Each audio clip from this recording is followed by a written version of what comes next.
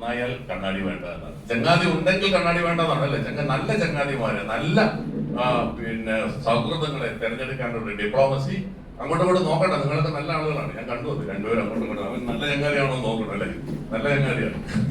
ഇപ്പൊ ചങ്ങാതി നന്നായാൽ കണ്ണാടി വേണ്ടെന്നാണ്. നല്ല രൂപത്തിലുള്ള ഫ്രണ്ട്സിനെ തിരഞ്ഞെടുക്കണം. നമ്മുടെ സാമൂഹികമായ ഉത്തരവാദിത്തം നിറവേറ്റണം അല്ലേ? ഞാൻ നിങ്ങളെയൊക്കെ ഇപ്പൊ ഇവിടെ കൂടിയിരിക്കുന്ന നിങ്ങളൊക്കെ 1 ലിറ്റർ പാലിനോട് ഉപയോഗിക്കുന്നു ഈ ക്യാമ്പസിൽ. 1 ലിറ്റർ പാൽ, ആ 1 ലിറ്റർ പാലിൽ ഒരു നുള്ള് അല്ലെങ്കിൽ ഒരു തരി ഉപ്പ് വീണാൽ എന്താകും? ആ പാല് മുഴുവൻ അല്ലേ?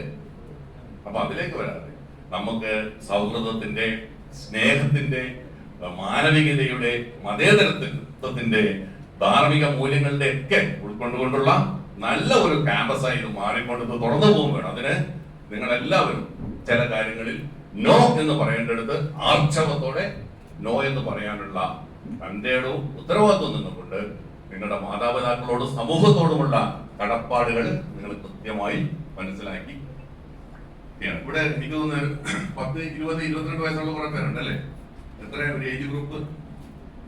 Around 18 to 25. 18 to 25 ആണ് നിങ്ങൾ ആവറേജ് ചെയ്യുന്നത്. അപ്പൊ നിങ്ങൾ ഈ 18 വയസ്സുള്ളവർ കുറച്ച് പുറകോട്ട് ചിന്തിക്കുക, ഈ 25 വയസ്സുള്ളവർ കുറച്ച് പുറകോട്ട് ചിന്തിച്ചോളൂ. ഞാൻ പറയട്ടെ, നിങ്ങൾ ഒരു നഴ്സറി സ്കൂളിൽ പോട്ടെ, ഒരു 1ാം ക്ലാസ് അല്ലെങ്കിൽ LKG, UK 1ാം ക്ലാസ് പഠിക്കുന്ന ഒരു കാലത്ത് നിങ്ങൾ രാവിലെ വീട്ടിൽ നിന്ന് ഇറങ്ങുമ്പോൾ സ്കൂളിലേക്ക് പോകുമ്പോൾ നിങ്ങൾക്ക് ആവശ്യമായ ഭക്ഷണം പൊതിഞ്ഞ്